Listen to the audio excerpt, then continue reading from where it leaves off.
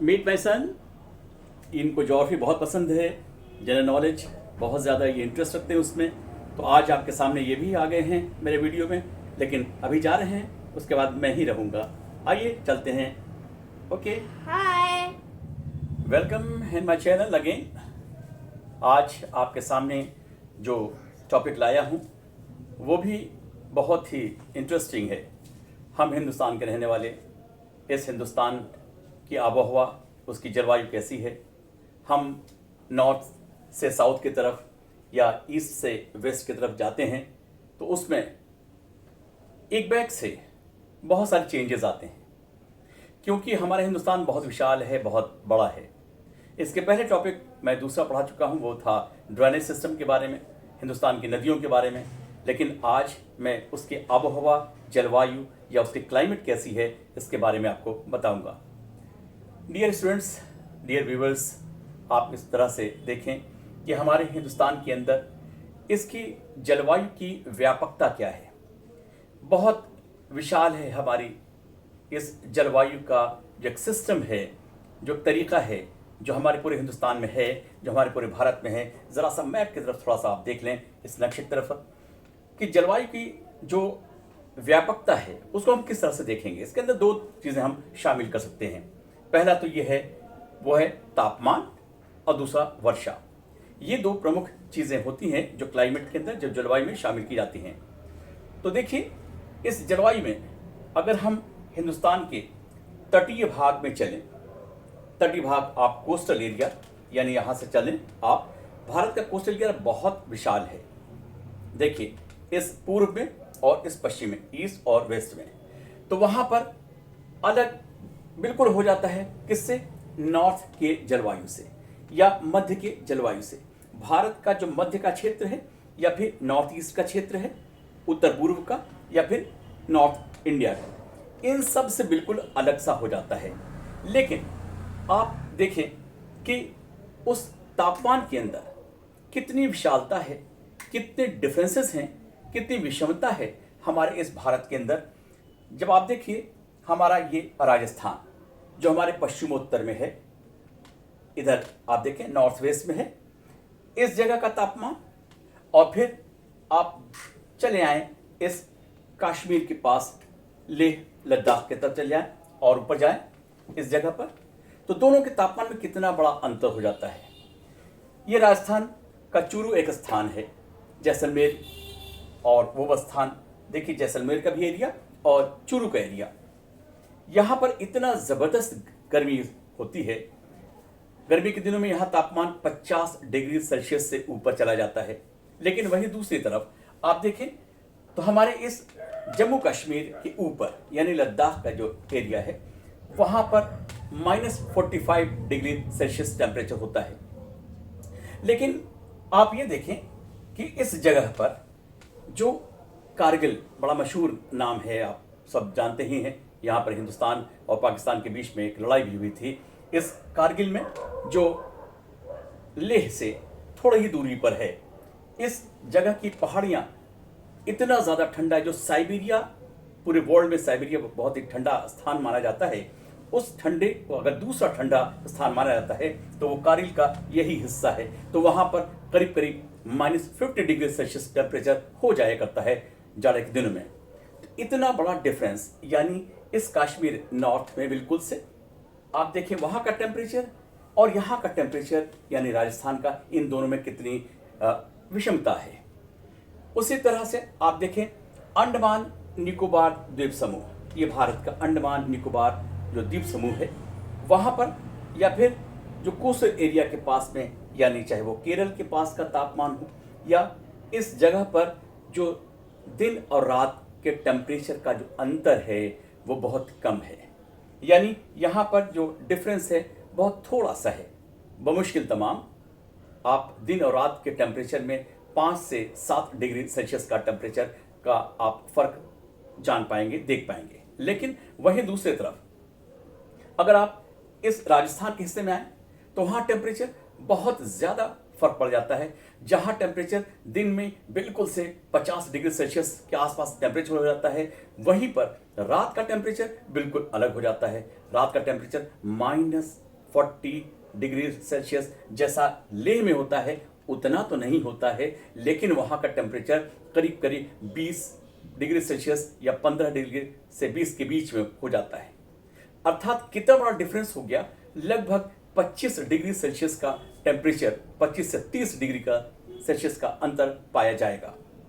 उसी तरह से अगर आप देखें कि इस जगह पर जो हमारे इस तापमान का है, भारत के अंदर चाहे हम पहाड़ों की तरफ देखें और इस तटीय भाग में देखें, दोनों में विशाल अंतर है, बहुत बड़ा अंतर है। इसके बाद हमको देखना होगा वर्षा के बारे में, रेन कैसी होती है, रेनफॉल कैसी है इस हिंदुस्तान के अंदर, वो भी विषमता की ओर हम देखें कि अगर वर्षा चेरापूंजी की तरफ चलें, इस मेघालय की तरफ चलें, देखिए इस मेघालय के पास में, यहाँ पर हम आए चेरापूंजी के पास में, वहाँ पर करीब करीब 1000 सेंटीमीटर वर्षा वर्ष में हो जाती है। और अगर हम उससे ऊपर चलें, ज़रा सा थोड़ा पहाड़ियों की तरफ चलें, एक गारो मेघालय में है, वो है देखिए एक जगह मेघालय में मावंसीराम, इस जगह पर पहुंचेंगे क्योंकि ये इलाका पहाड़ियों से घिरा हुआ है, सराउंडेड है बिल्कुल, तो वहाँ पर करीब करीब 1100 सेंटीमीटर वर्षा हो जाती है एक साल में। वहीं दूसरी तरफ अगर राजस्थान के अंदर आइए तो राजस्थान में बहुत सी जगह ऐसी हैं, जैसलमेर या आसपास के बहुत सारे जगह ऐसे हैं जहां 10 सालों के अंदर, 10 वर्षों के अंदर भी उतनी वर्षा नहीं होती है। तो इससे ये पता चलता है कि जहां पर वर्ष भर में वर्षा या एक दिन में कभी कभी तो इतनी वर्षा वहां पर हो जाती है कि वहां तक साल भर में वर्षा तो नहीं होती है। इसका मतलब ये हुआ कि भारत में वर्षा का जो डिस्ट्रीब्यूशन है वो भी बहुत ज्यादा फर्क है, बहुत बहुत ज्यादा फर्क है। उस प्रकार अगर हम थोड़ा सा और आगे चलें, जुलाई और अगस्त के दिनों में ये जो गंगा का डेल्टा है, डेल्टा ऑफ गेंजिस, ये बे ऑफ बंगाल आप देख रहे हैं, इस जगह पर, यहाँ पर और उड़ीसा, इन दो जगह पर जबरदस्त तूफान आया करते हैं। लेकिन ये तूफान ऐसे ठीक नीचे यहाँ से अगर आप आ जाएं, साउथ में आ जाएं, यानी करीब करीब 1000 किलोमीटर नीचे साउथ में आ जाएं, तमिलनाडु के आसपास आ जाएं, तो वो इलाका शुष्क और शांत रहता है। कितना बड़ा फर्क हो गया। ये दो तरह का यानी मौसम हमारे तरफ होता है इस पूरे भारत में। लेकिन हमारे इस वर्षा में भी आप पूरे भारत में आप देखेंगे कि जैसे जैसे हम कोस्टल एरिया से अंदर की तरफ आते हैं, वर्षा घटती जाती है, मिनिमाइज होती जाती है। लेकिन अब आप पूछ सकते हैं कि आखिर ये जो हिंदुस्तान है इतना विशाल है, इसका मौसम और जो जलवायु है, मौसम तो दिन प्रतिदिन बदल भी सकता है, लेकिन जलवायु एक बहुत ही लंबे अंतराल को, उसके मौसम की दशाओं को कहते हैं।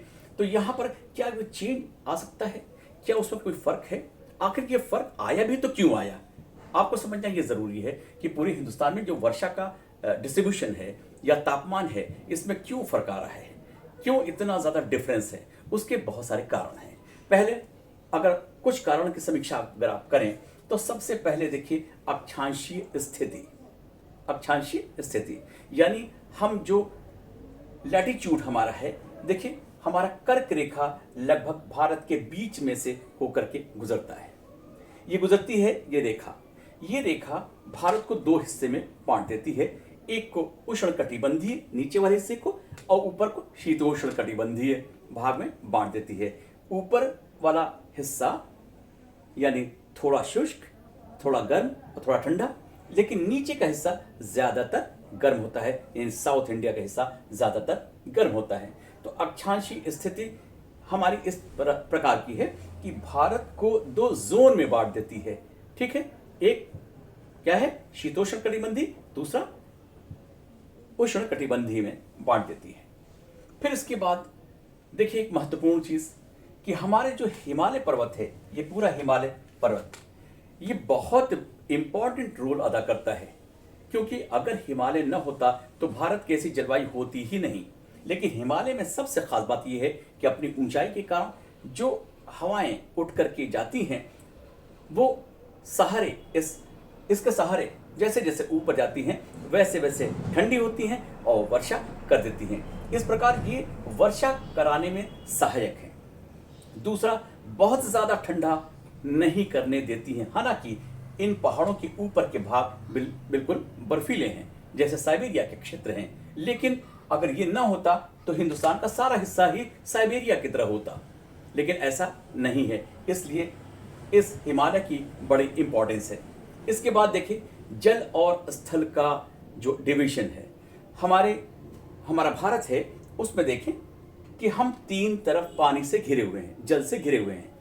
आप देखिए, बे ऑफ बंगाल, इधर इंडियन ओशन और इधर है अरेबियन सी। तो तीन तरफ पानी से घिरे हुए हैं। तो जितने भी किनारे के हिस्से हैं, तटीय भाग हैं, वो कोस्टल एरिया है, वो अलग है। स्थलीय जो उसकी संरचना है या उसकी विशेषता है, उससे अलग है। तो जब जब हम किनारे पर जाते हैं, तटीय भाग में जाते हैं, कोस्टल एरिया में जाते हैं, वहाँ का टेम्परेचर, वहाँ का तापमान, वहाँ का रहन सहन, वहाँ के लोग, वहाँ का खाद्यान्न, वहाँ का जो पैदाइश होती है, जो प्रोडक्शन या उत्पादन होता है विभिन्न क्रॉप्स का, विभिन्न प्रकार के जो फसलें हैं, उनका जो उत्पादन होता है, वो यहाँ पर देखें और बीच वाले हिस्से में देखें, वो बिल्कुल बहुत सारा अंतर है उसके अंदर। इसके बाद अगर हम देखें तो समुद्र से दूरी, ये भी जलवायु को अंतर इसमें ला देता है। हमारे हिंदुस्तान में देखिए, आप किनारे के हिस्से को देखिए, यानी जहाँ से हमारा सागर या खाड़ी या महासागर शुरू हो रहा है, यहाँ देखिए, यहाँ से कितनी दूर है बीच वाला हिस्सा। उत्तर प्रदेश का हिस्सा देख लीजिए, मध्य प्रदेश का हिस्सा देख लीजिए, चाहे महाराष्ट्र के बीच का हिस्सा देखिए, ये राजस्थान का हिस्सा देख लीजिए, यानी लगभग बीच का हिस्सा, बीच का क्षेत्र बहुत दूरी पर होता है। इस प्रकार वहाँ की जलवायु इस किनारे के तटीय जलवायु से अलग हो जाती है। डिफरेंशिएट आपको बहुत आसानी से, बहुत ही आसान है ये कहना कि तटीय भाग की जो उसका जलवायु है वो थोड़ा उष्ण है, आर्द्र है, यानी ह्यूमिड है थोड़ा, और वहाँ गर्म भी है। लेकिन बीच वाले हिस्से में जाड़ा, गर्मी, बरसात, सारी चीज़ें आपको इन बीच वाले हिस्से में मिलेगी। साउथ इंडिया में, यानी साउथ जो हमारा नीचे का भाग है, वहाँ पर ज़्यादातर आपको गर्मी मिलेगी। वहाँ पर 8 महीने लगभग आपको गर्मी दिखाई देगी। लेकिन हमारे इस नॉर्थ हिस्से में अगर आप जाएं तो वहाँ जाड़ा भी है, गर्मी भी है, बरसात भी है, यानी हर तरह के मौसम आपको मिल सकते हैं। उसी प्रकार आप देखें कि समुद्र तल से ऊंचाई। अब आप इसमें एक बहुत ही इंटरेस्टिंग चीज़ है कि आगरा और दार्जिलिंग दोनों एक ही अक्षांश रेखा पर है। आगरा और दार्जिलिंग एक ही अक्षांश रेखा पर है, लेकिन दोनों का टेम्परेचर बहुत फर्क होता है।